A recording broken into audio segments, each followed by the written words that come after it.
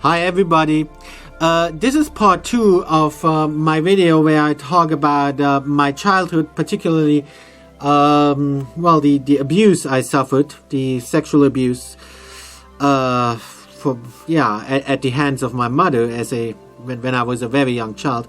I talked about that in the previous video. I mainly talked about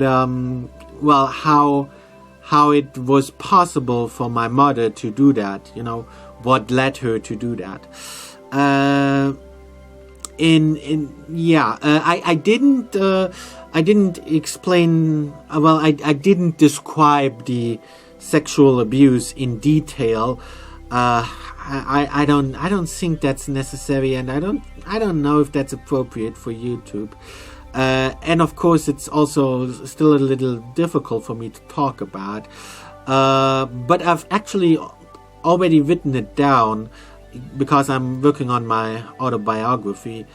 So maybe, maybe I will publish that sometime. I don't know yet.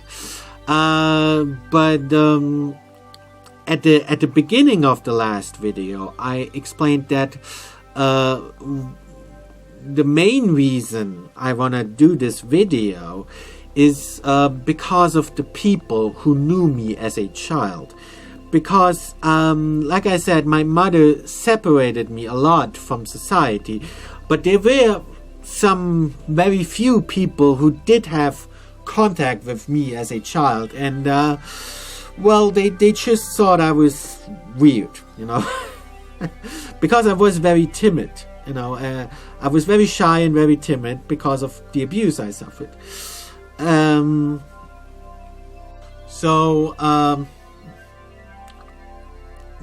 very few people that I did have contact with when I was a child, like I said, I was an outcast, and they just thought I was a weirdo. So it is important for me, maybe they see this video, and so it's important for me to explain to them what was really behind it, because at the time, I couldn't explain it to them, I couldn't tell them, well, I'm behaving weird because because my mother sexually abuses me. I couldn't explain that. Actually, I did try to explain that, but the very few people I did actually tell that and tell that directly, they just didn't believe me, because at that time it was very hard for people to believe that a mother would be capable of that. That's actually also one of the defenses my mother used, just to, basically defend it to herself and to me. Of course, she didn't tell that to anybody else, but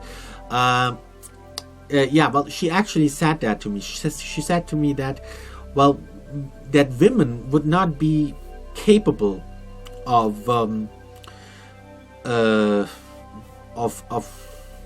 now that I think about it, because I said she was sexually abused, and I wasn't sure if she was raped.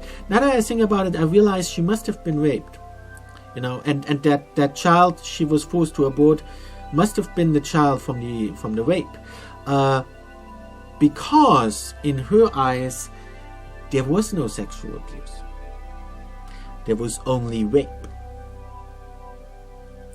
So I guess she must have been raped to come to that conclusion. And that's what she used as a defense. She said that, women aren't able to rape men. She just thought that wasn't possible, And she actually said that to me. She said, well, how would that be possible, How would you, she thought that wouldn't work, because she erroneously thought,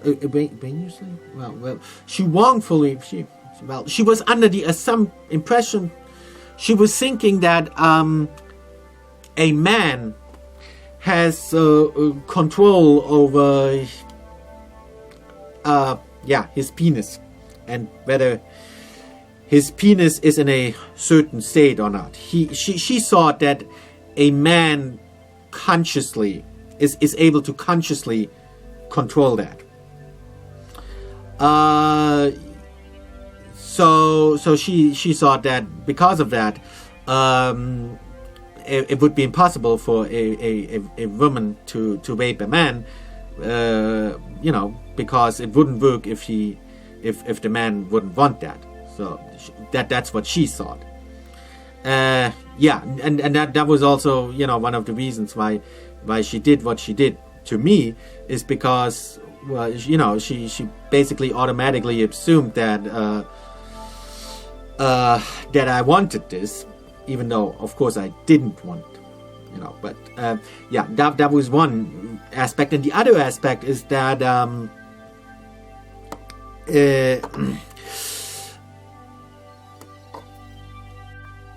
she didn't well, like I said, for her there was only rape. Rape, of course, was wrong in her eyes as well. Of course it was wrong in her eyes, because like I said, she was probably raped herself and she suffered a lot because of that. So of course rape was wrong. But what she did to me, she didn't consider rape, because in her eyes sexual abuse didn't exist. Was or maybe it just wasn't wrong. Rape was wrong, but it's not rape if, in her eyes, it's not rape if there is no actual intercourse, if there is no penetration. Then in her eyes, that's not rape. So she sexually abused me. But of course, with me being 4 years old, there was no penetration in the usual sense. But she did sexually abuse me, and she did she did touch me and stuff like that. So it was definitely sexual abuse. Was it rape? Well, it really depends on the definition. According to her definition, it was not rape. According to her definition, it would be utterly impossible for a woman to rape a man. And sadly, according to the definition of society at that time, that was also impossible. And that's why nobody believed me. And because nobody ever believed me, nobody ever helped me either. So it was very difficult for me.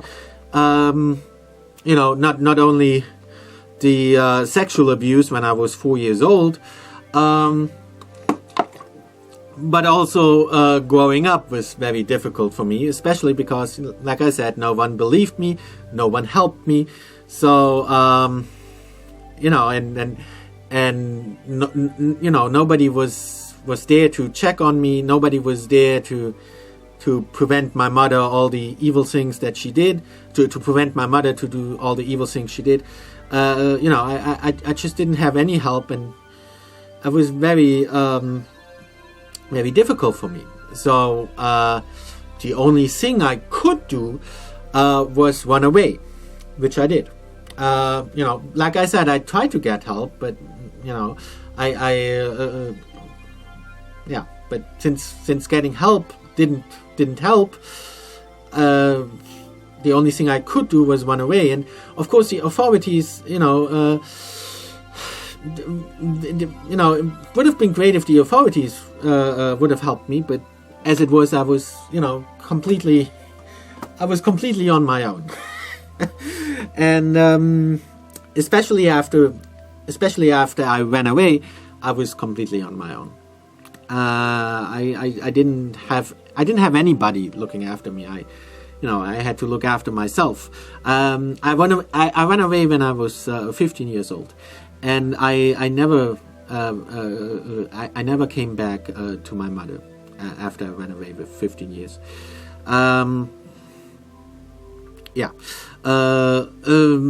but it was very difficult. You know, when I was completely on my own. It was even difficult just mentioning to other people that I was actually living alone. Because then they would, usually try to, reunite me with my mother, So it was really difficult because I didn't have any money, and I was,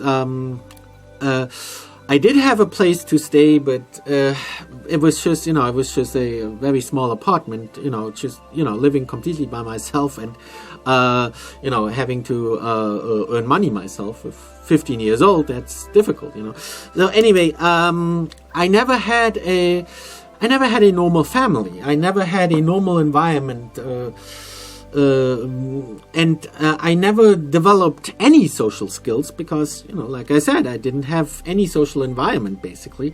So I was unable to develop any social skills, and that's why other people regarded me as a weirdo, and other people looked down on me because I didn't have any social skills, and I didn't have a family. I kind of wanted to have a normal family. I realized that on the one hand, I was very, very glad that I was very glad that I was now living alone, and that I was no longer living with my mother. I was extremely glad, But on the other hand, of course, it was lonely living alone and never having had a family, never having had a normal environment to grow up in, and I realized that my complete lack of social skills, they kind of impeded any kind of progress in society, and it was very hard for me to get any job, and of course I needed a job, to pay, because I was completely, I was completely living on my own, and so I needed money to pay the rent and stuff like that. But it was very difficult for me to get any job, or to get anywhere in society, because of my complete lack of social skills. I kind of realized that. And of course I was going to school. For the first time in my life, I was actually going to school. A lot of my classmates, when they moved out, of course they didn't move out at 15 years old, but when they were like 18 years old or 20 years old and they moved out, they oftentimes they would stop going to school, or they wouldn't go to school as frequently when they lived alone, and maybe they would start smoking, and maybe they would start doing drugs, and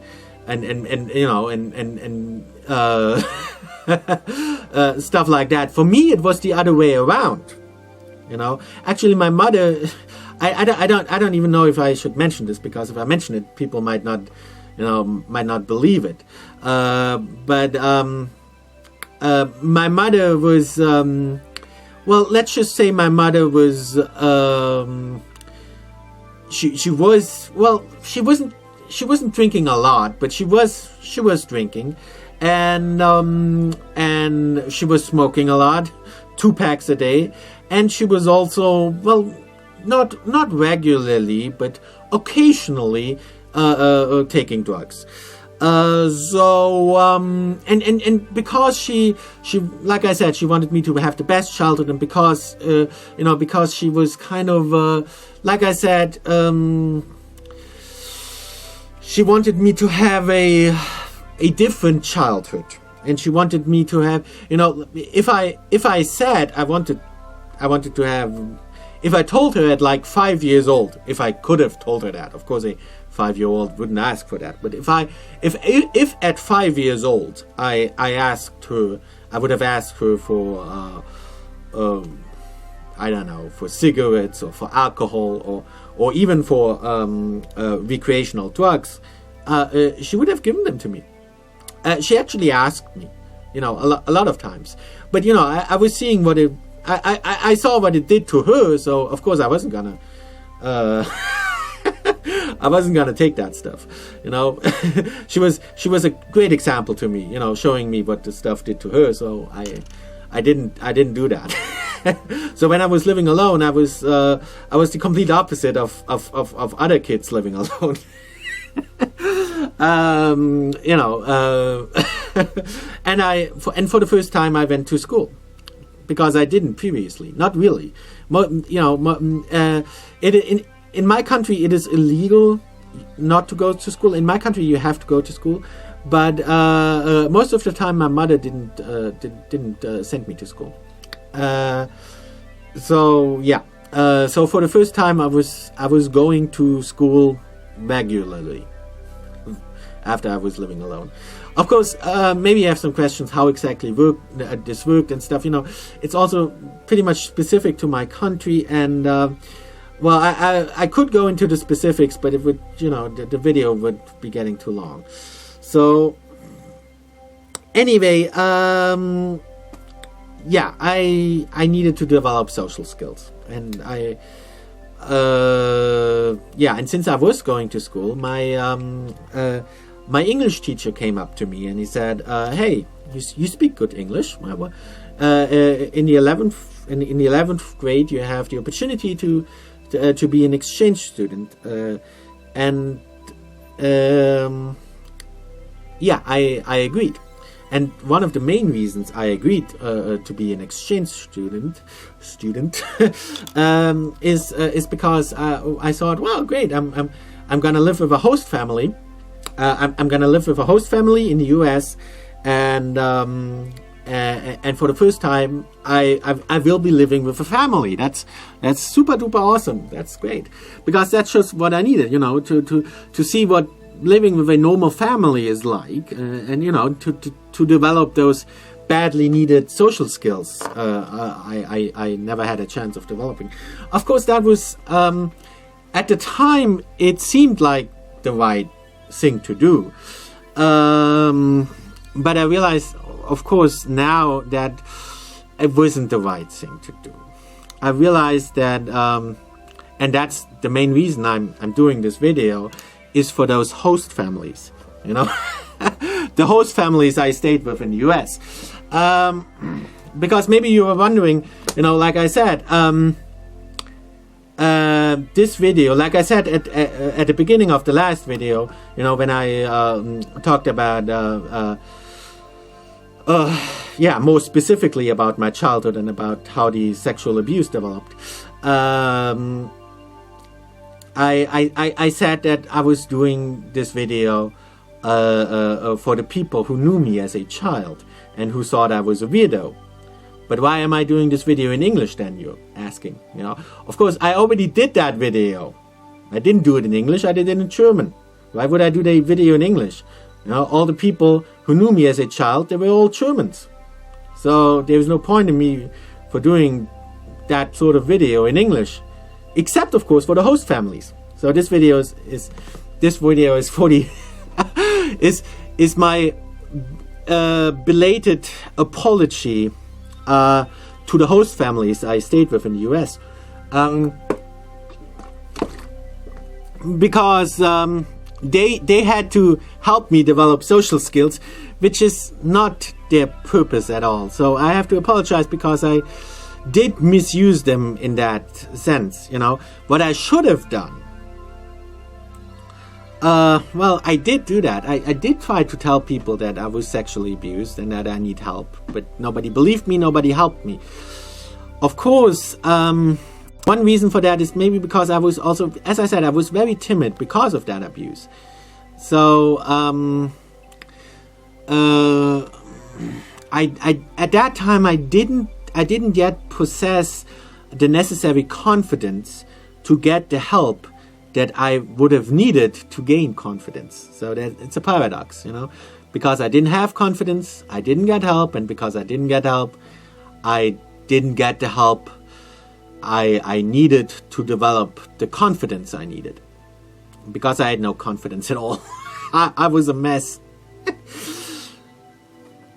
So I stayed in the US for almost a year, and I do have to apologize to the families I stayed with. I know it was very difficult for them.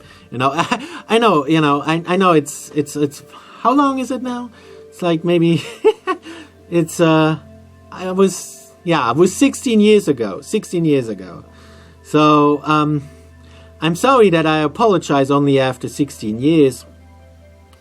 But I really wouldn't have been able to directly explain all of that earlier. I would have needed a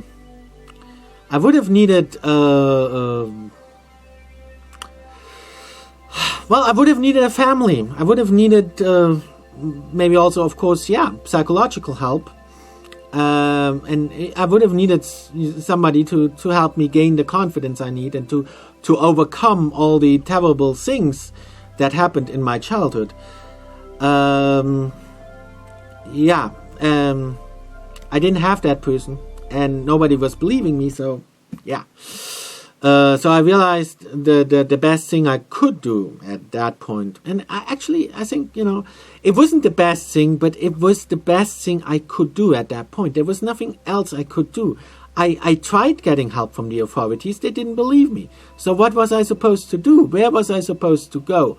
The only way for me to experience a normal family, a normal environment, and to develop any kind of social skills, that was the only way.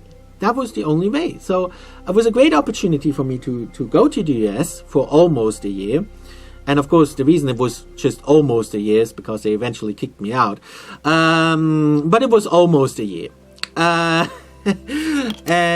I was able to live with a normal family for almost a year. That is great. And it helped me a lot. It helped me develop those social skills I so desperately needed. So I want to use that opportunity to thank those host families. I really thank you. You don't realize how much you helped me. Even though I was eventually sent back, but and of course the reason I was eventually sent back is because it was really difficult for them. It was difficult for them. Because you have to imagine, I had no social skills, and they didn't know why. So it was very difficult for them. So after all this time, I wanted, to use this opportunity to explain to you guys what was actually going on. And I hope you forgive me that, because I know how difficult it was for you to have someone like me who had no social skills. And I really like to thank you. You don't realize how much you helped me, even though it was difficult for you. And the title of the first part of the video was called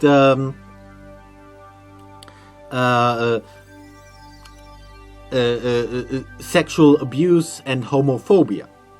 Or at least that's what I intend to call it. I haven't actually published it yet. But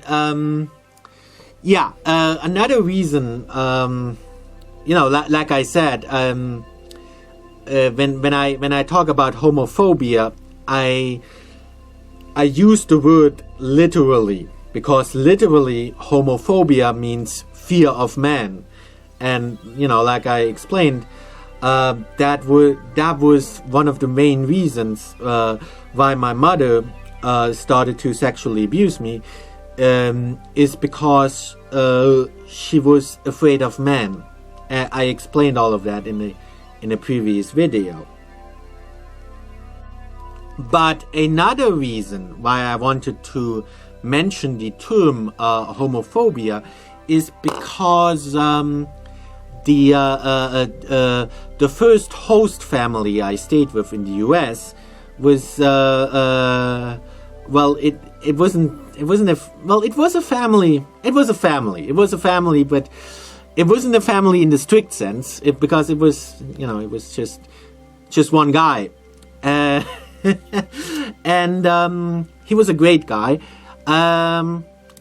He was a homosexual, and he eventually pretty much kicked me out.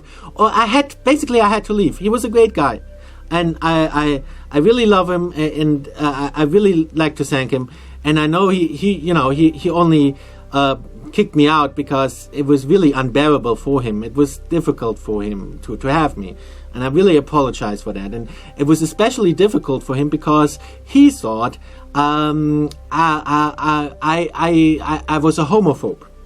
He regarded me as a homophobe, and of course,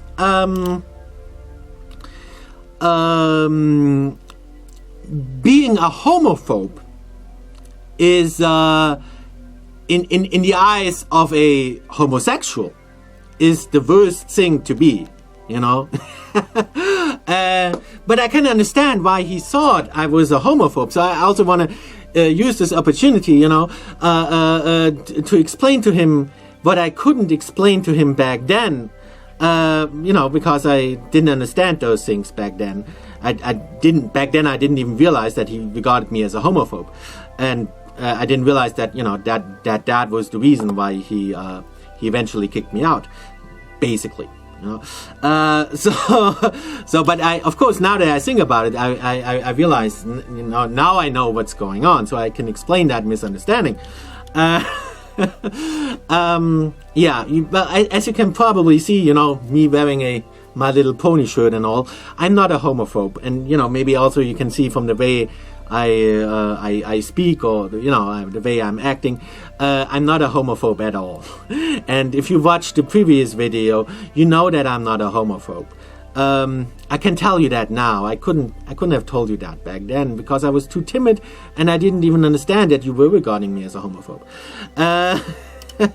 You know, it was, but I can understand why. It's not your fault at all. I mean, you know, I understand why. You know, it's, you know, if you have watched the previous video, you know how difficult my childhood was. And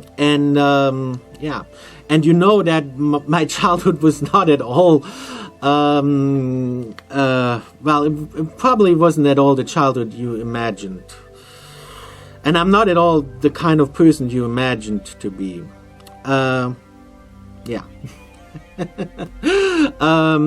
Because you must have imagined somebody who, you know, somebody intolerant, somebody who is fearful of homosexuals. Not at all. But I was, and that's how the misunderstanding started. So I can totally understand why you thought I was a homophobe. I wasn't afraid of homosexuals. I was afraid of sex. And now you understand why, right? Because I was abused. I was sexually abused as a child, as a very young child, regularly. So, of course I was afraid of sex. How could I not have been afraid of sex? You know, and of course I don't mean to imply that, you know, he made any kind of moves towards me. He didn't, you know. But being a homosexual, he was very open when it came to sex. You know, he was a great guy, very very nice guy, very decent guy. You know, nothing wrong there, really. He was just very open about sex. That was just, you know, that was his that was just his way of life. You know. And you know, there's nothing wrong with that. You know, it's just that I'm very timid. I probably still am. Not as much as back then. But I was very, very timid when it came to sex. You know, just talking about it. You know, and you know, that's all he did. You know, but that is literally all he did. That's pretty much all he talked about. I'm sorry, but it really is. He was a great guy, but the only topic was sex. I mean, okay, I was 17 years old. There was another guy. I wasn't the only. I wasn't the only I wasn't the only exchange student living there. There was another guy, also 17 years old, and of course, he had a normal childhood and he wasn't sexually abused. So he had no problem with talking about sex all the time.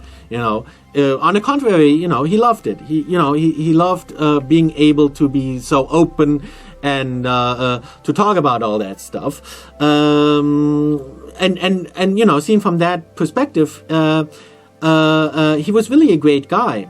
I mean the gay guy. He was a great guy, really. And he was just very open guy, a very open, friendly guy. A great guy. But at that time, I wasn't yet able to talk about sex, and definitely not on a daily basis. And he noticed that. He noticed that when it came to sex, just talking about it, he noticed that I was very timid. I was very shy, when it came to those topics.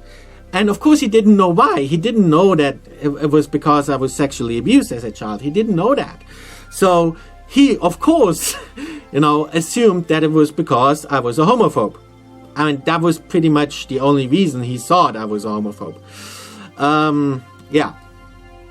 But, I can kind of understand that. And that's a misconception a lot of homosexuals have,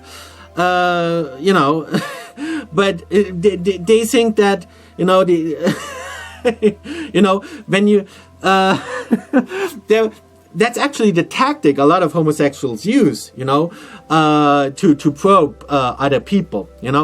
Maybe you're asking, why are they, especially where I live, you have a lot of those gay pride parades, and also the place I used to work, there were a lot of people who, they kind of changed their gender, and and they basically, they were walking around in drag, and so why do they do that? One reason, of course, is that they want to probe other people. They want to see how other people react. I kind of do that as well now. Why do you think I wear My Little Pony shirt? I want to see how other people react. If other people react to that in a tolerant way or in an intolerant way. So that's why a lot of gay people, they're so fabulous, and they put on drag and stuff like that. They want to see people they want to see if people accept that. If people are open about that. And that's kind of how that guy was as well. I mean, he wasn't running around in drag at all. He wasn't like that at all. He was just, a very normal guy, and a great guy. But, his way of probing people, I think that's one of the reasons he did that, was, just, constantly talking about sex. I think, he didn't do that, with, because he was indecent or anything. He was a very, very decent guy. I want to make that absolutely clear. He was a very decent guy. But I suspect, now that I think about it, the reason he was talking about sex with me so much, he wasn't at all into me or anything like that. But he just did it. That was his way of probing, of seeing if I was open, if I was an open guy, and of course the way I reacted was very shy. So he interpreted that as me being intolerant, which of course is total, this isn't true at all. I can understand why he thinks that, but you have to realize, that's their way of testing how people will react, But you have to realize that just because someone is, the reaction you want is other people being very open, and you're fabulous, and the other guy is fabulous too. That's the way you wish them to react. But you have to realize that just because that's not the way they're reacting, that doesn't necessarily mean they're homophobes. It could also just mean that they were sexually abused as a child and are therefore very timid when it comes to any kind of sexual innuendo. So yeah, I couldn't explain that as a child, so I wanted to make that clear now, clear that up. And actually, like I said, I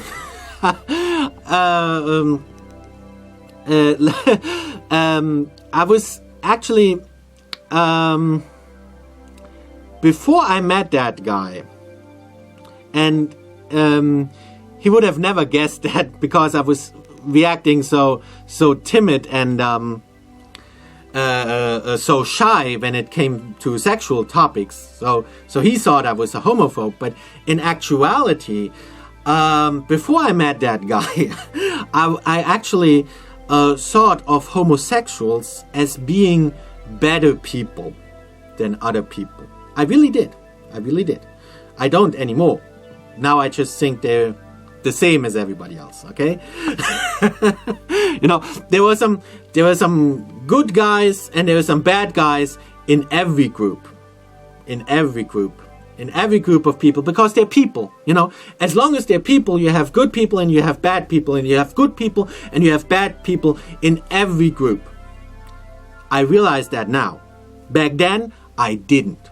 Back then, I actually thought homosexuals would be better people than other people. Which, of course, is a prejudice as well. And that was because the way I was raised. I explained that in the previous video. Because, like I said, my mother was very much afraid of men.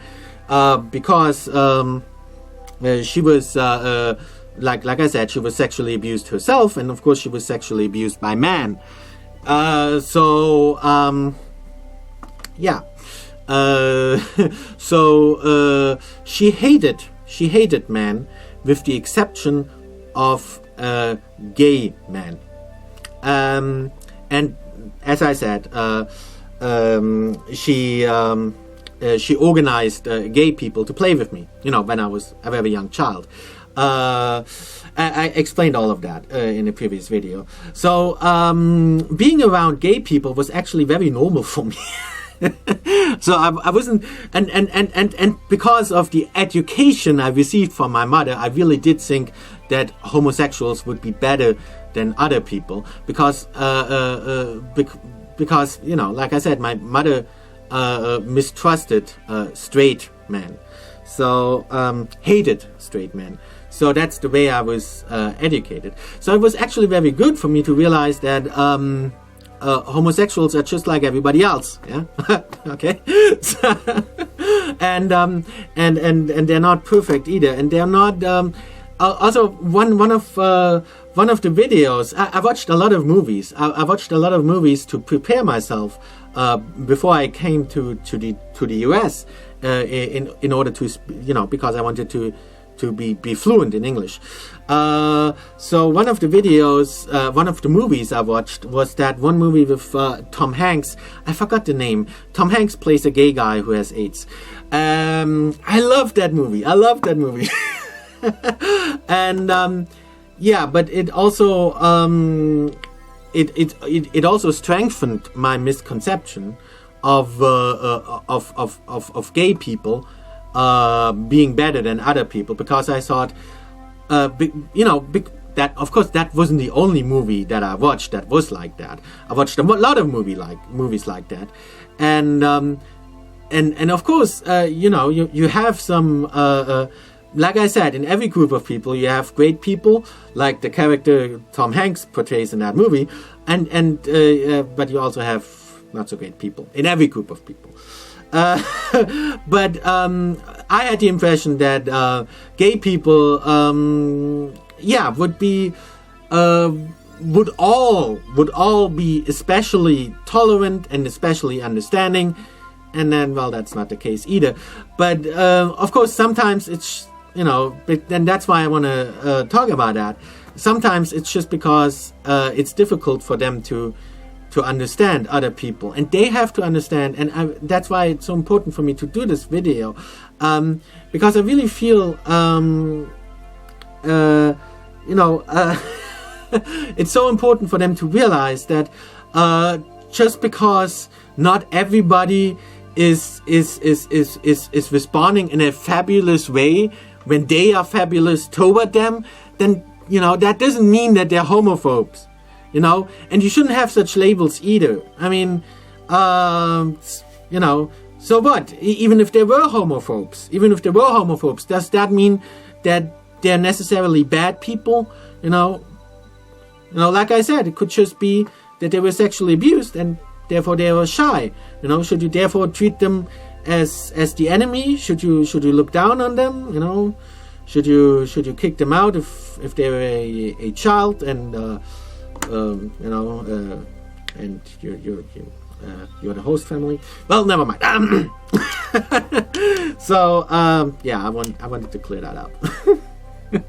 But I do love that guy, and he helped me a lot,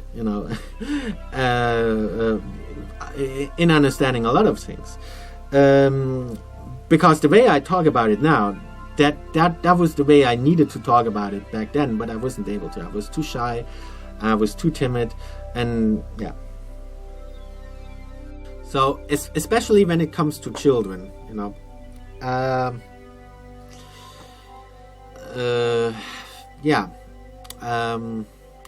talking to. I'm hoping, that the guy I stayed with, the gay host family I had. I hope that guy watches the video. And I really like to thank you. I know how difficult this all was for you, and I just want you to realize, just because not everyone is fabulous, I like to think of myself as fabulous, now I do. But just because not everyone is always able to react in that manner, and that especially goes for children, that doesn't mean they're homophobes. I mean, especially children. I mean, I don't even think that children can be homophobes. I don't know. I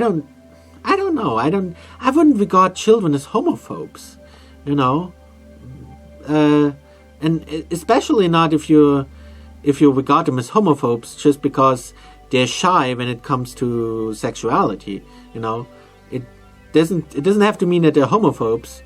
It could just mean that they're shy when it comes to sexuality. That's actually pretty normal for children. Or it could even mean that they might have been sexually abused, in which case labeling them a homophobe and casting them out, well, I don't know.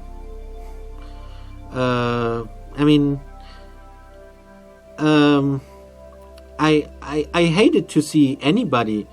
I hate anybody. I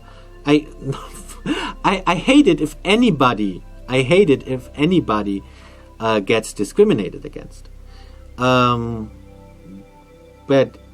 isn't that discrimination as well?